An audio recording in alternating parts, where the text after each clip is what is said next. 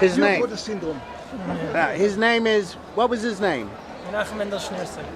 Rabbi Schneerson. And was he from Israel? He was a Jew. Yeah, but was he from Israel or was he from No, Europe? he was born in Russia and he moved to Germany, to France, and then eventually to America. Okay, so he died 20 years ago. And so what was it about him that appealed to people? What was his message? His vision was that the Jewish people was more alive after the Holocaust than before the Holocaust. For the ones who are alive, that might be true. No, but even those who were alive didn't believe it. What does it mean? The whole world didn't believe that the Jewish people had any future after the Holocaust. He was the only one who said that now the Jewish people have a real future. Now they're really going to start to flourish. In 1950, if you would have asked someone who was in the business of making sociological predictions if the Jewish religion was going to still be extant in a few years, they would tell you no future. But in fact, what he says has come true because the Jewish people have come back very strong. Of course. Not just with the state of Israel, Stronger than we've ever been. stronger than ever, we've ever but been. also internationally. At any other time in world history, the Jewish people are more faithful, more optimistic, more alive, more young, more rich, more healthy. But also more fragile as well. This is the true fulfillment of all the messianic prophecies as far as what the Jewish people are supposed to look like in the messianic times. This is look around you in the land of Israel. This is for sure how it's supposed to be. Gog and Magog, catastrophe, and then No, that's done with. We're basically living in the times that the prophets predicted. This is times of prosperity, times of peace, and all that we're waiting for is for the Messiah to come and redeem us. All we're waiting for. It's a big. It's interesting It's a big lacking. because if you look at the Middle East now, the Arab world is at its worst ever.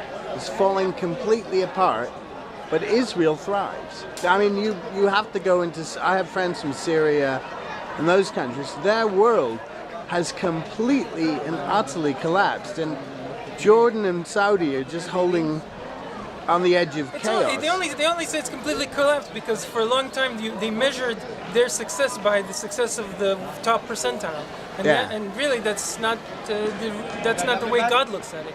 God looks at every individual, and every individual has worth in God's eyes, and when there's a society that's built on one individual benefiting from many individuals suffering, that's not good in God's eyes. And so basically, what seems to the world as this catastrophe is actually a very positive and beneficial revelation of God's hand, God's desire that every individual in the world should be free to choose to have a good life, to have an ethical life. And So- until they free themselves from the shackles of barbarianism of this traditional society where one person decides for a million people, they can't make that decision. They can't live true ethical lives. So maybe through disaster they'll rise out of it and change. Every change requires some kind of shaking. But you see that it's happening in a way that is more peaceful than ever before in world history. Never has change been so, especially in such violent cultures. The fact that that's not even it's taken its toll, but compared to the violence of the people, it's minimal. These people, they've been living for thousands of years just by shedding blood. That's been their lifestyle, and so What about the state of Israel? Now, there are various views. Tel Aviv syndrome says the state of Israel is terrible, it's falling apart, Europe hates us. And then I come over to Jerusalem, and it seems a lot more positive. So Jerusalem syndrome within Israel seems to be, I mean, I see these guys dancing and singing in there, what were they called? Yeah. And they're completely different from the Tel Aviv cappuccino set. So I'm actually getting a positive vibe of Israel is stronger here than over there. What do you think? It says that before the light, the revelation of the light, the darkness becomes the greatest. Yeah. Because in order for new light to come into the world, the old light has to recede. And so if a person's addicted to the old ways, the old light, the old definitions of success, so then all you're seeing is lack of success, drudgery, and danger. But if you're opening up your eyes to the opportunities in the future, they're opening up in the future, and you're seeing that we're living in a world where communication channels have opened up a millionfold over the last 10 or 20 years. Where people are communicating over distances and over culture gaps that has never been before. Where the opportunity to change people's minds is in a split of a second. So if you look from an opportunistic perspective, the opportunities are endless. If you look at it from predictability, how much predictability is there's much less predictability. If you're addicted to predictability, you're not liking this world. But if you're into opportunities, then this is the world for you.